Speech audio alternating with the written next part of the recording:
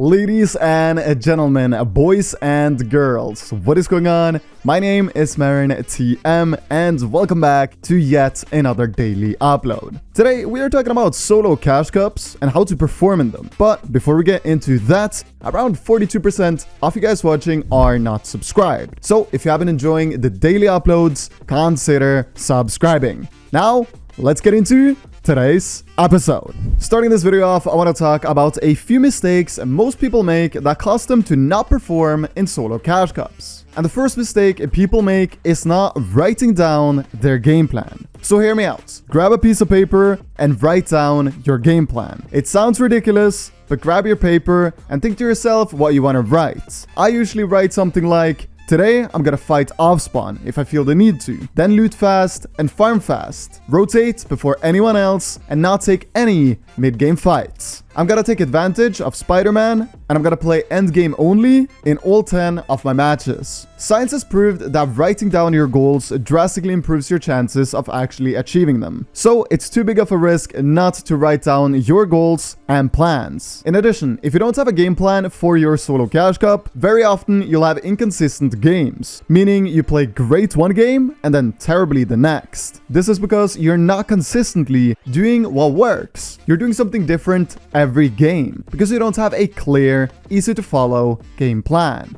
So now that you've got your game plan down on a piece of paper, it is time to start your first game of a solo tournament. And in preparation for the solo cash cup, you should always warm up for 30 minutes to an hour. This makes sure you play as consistent as you can. There's really no reason to play a tournament for 3 hours if you don't plan on giving yourself the best possible odds of succeeding in it. And to do so, you absolutely need a solid warm-up. If you guys aren't sure on how to warm up properly, then watch my video I posted 2 months ago regarding the best Chapter 3 warm-up routine. Okay, so now you're for real ready to hop into the tournament. And now you want to jump into the first game, taking it seriously. The first game in a solo cash cup is your free ticket to get a win. Wins is first on tiebreakers and is more important than you might think. A lot of players hop into their first game being very unfocused, sometimes underestimating the opponents in the first lobby. And even though the players in your first lobby most likely will be the worst opponents you'll meet throughout the entire tournament, you still really shouldn't underestimate them, especially not in this spray meta. Be as structured of a player as you would be in a high elo game in your first game. Get your mats up and get some good loot. And then if you want to take some fights and you're confident in getting some kills before the end game, then that's not a bad idea either. As I said, the first game is your opportunity to get a head start, but it is 100% crucial that you stay focused, because wasting your first game is a big hit to take. So in short, be super focused in your first game and don't waste it. It is a golden opportunity to get a head start, but don't ever underestimate the opponents you are facing. Now comes the $1 million question. You've just played your first game, you've won it with a few kills, and you're really high up on the leaderboards, meaning you'll be in a lobby with other great players. So how can you win yet another game? This is where confidence and fast decision making comes in. So obviously you have to play more structured than most other players, already giving you an advantage. Fast farming, looting, and rotating are a must if you want to win back-to-back games in the solo cash cups. You can't take mid-game fights, but what you have to understand is that sometimes a player is just 1000% gonna fight you no matter what. And if you meet a player like this in your second game, then you need to understand that there is no way they are disengaging. His mentality is to eliminate you, nothing else. So if you try to disengage,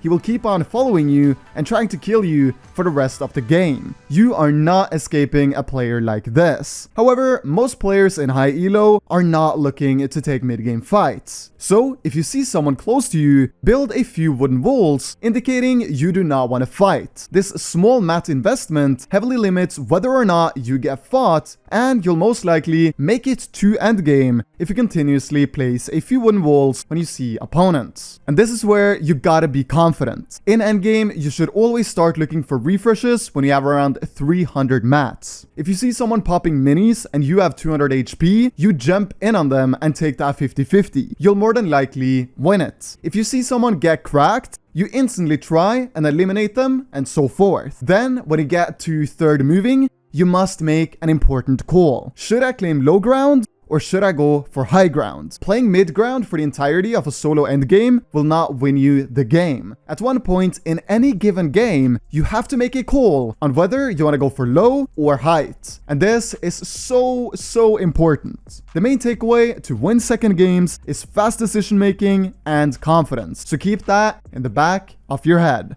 Last games are easy to win if you're confident. Alright, hear me out. A lot of players hop into their last game needing a top 3, 2, or a win to qualify to round 2. The problem is that they play so unconfidently that they're pretty much playing so safe that they need a miracle to get a top 3 placement. Everyone in that last game knows that they won't get into another one if queues are closed anyways, which they often are in last games, right? So what you need to think is everyone is playing their hearts out. So if you have bad loot and know within yourself that you need a kill before the end game, think before you take a fight. This guy is scared. This is his last game. Let me be confident and just run all over him. A lot of the time, just being confident is enough to win fights against players in your last game. This is because players usually only play defensively in their very last game to try and survive. So they fail to shoot back at you, and you get an easy fight. In addition, it's easier to take height in your last game because the players on average will have worse loot compared to if you're in something like your 5th game. This is because the main focus for everyone in that lobby is to just survive. That means a lot of players will be running around on low mats, low shields, and some even low HP. So in your last game, you want to be the most confident in the lobby and take all the necessary risks. It's better to go for a play that can win you the game, but it's only a 50% chance of succeeding, rather than just playing it like everyone else, completely safe and getting a top 10 finish. So what I want to end this video on is think about what you can do in solo cash cups that other players aren't doing. Set yourself apart from the competition by doing what no one else does, and trust me, you'll start seeing better and better results. Other than that, I really wish you all the best in the solo cash cup and in FNCS tomorrow. I honestly can't wait to